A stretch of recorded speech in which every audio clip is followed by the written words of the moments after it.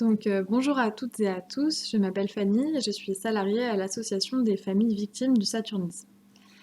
L'AFVS, c'est une association qui soutient les personnes atteintes de saturnisme ou exposées au plomb ainsi que leur entourage. Au quotidien, nous informons sur le saturnisme, nous agissons pour la mise en œuvre d'une politique de prévention et de santé publique et la réparation des risques liés au saturnisme. L'intoxication par le plomb est connue depuis l'Antiquité et pourtant, l'un des constats que notre expertise de terrain nous apporte dans le domaine scientifique, c'est qu'il reste beaucoup de lacunes dans les connaissances des conséquences de l'intoxication au plomb.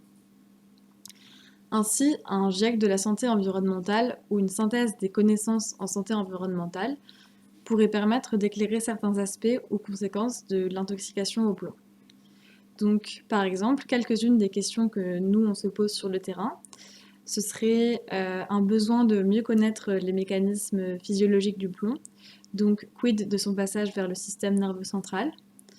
Une autre question, c'est que le plomb fonctionne comme un perturbateur endocrinien, mais est-il lui-même un perturbateur endocrinien?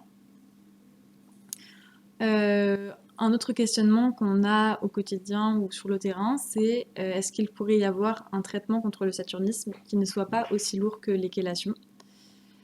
Et une des dernières choses, parmi ces quelques exemples, c'est qu'on sait que le plomb peut provoquer de l'hypertension ou des cancers. Et est-ce qu'il pourrait y avoir des études qui permettent de comprendre comment on passe du saturnisme au cancer et à l'hypertension? Ou inversement, des études qui mettent en évidence du plomb dans des cas de cancer ou d'hypertension. Donc voilà, c'est quelques questionnements qui nous sont remontés du terrain et qui pourraient être éclairés par la constitution d'un GIEC de la santé environnementale. Merci beaucoup.